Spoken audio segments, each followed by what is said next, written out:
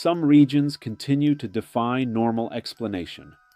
In the high deserts of the American Southwest, there are stretches of reservation road where people slow down without meaning to, where headlights seem too small for the distance they reveal, and where the most common mistake is not getting lost, but reacting as if what you hear is meant for you.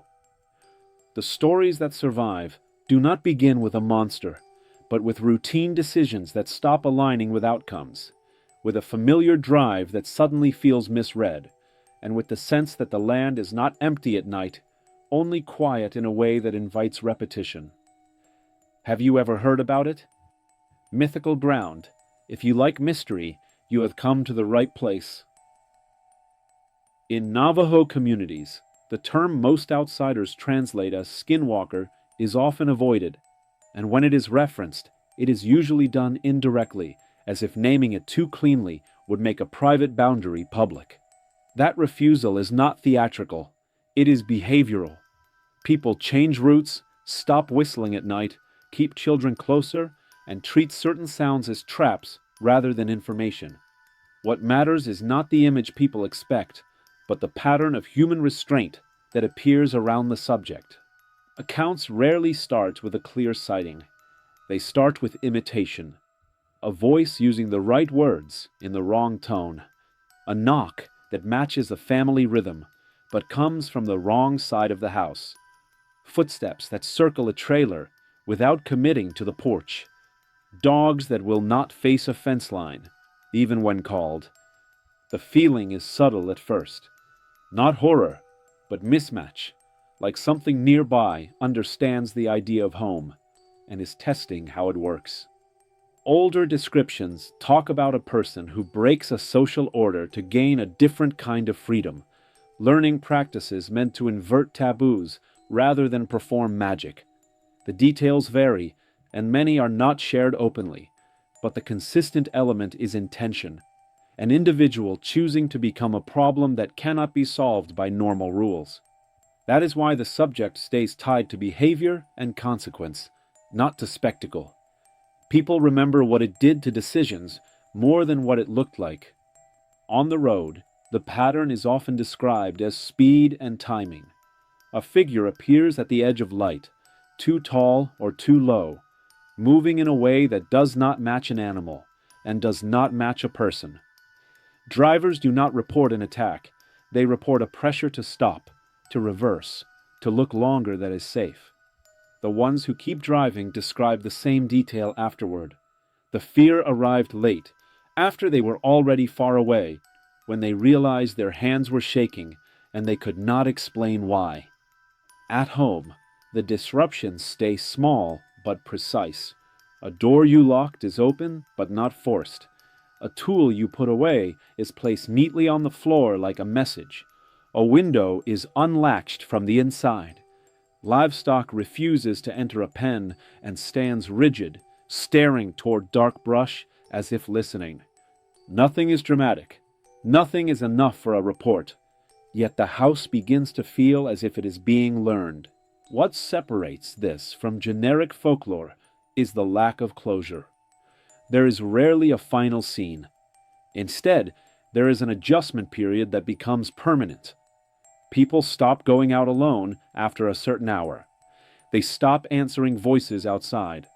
They stop chasing animals into open land at night. They accept that some noises are not data, and that curiosity can be used against you. The phenomenon persists because it does not need to win once. It only needs to change a habit. Those who speak about it in controlled ways often return to the same practical rule: do not engage, not because engagement causes immediate harm, but because it signals recognition. In many reports, the moment a person responds, the activity escalates, not into violence, but into repetition. The voice returns, the pacing resumes, the imitation becomes more personal. The goal feels less like entry and more like attention. Modern technology does not resolve it. Trail cameras fail only during specific minutes. Audio recordings capture a familiar call with no identifiable source in the environment. Footprints appear in places where the stride suggests pausing, turning, waiting, as if the marks were left to be found rather than left by accident. The evidence, when it exists, behaves like bait, offering just enough certainty to tempt a person into trying to confirm it. In the wider internet, the label gets stretched until it means almost anything strange in the desert. But that dilution, it's part of the pattern too.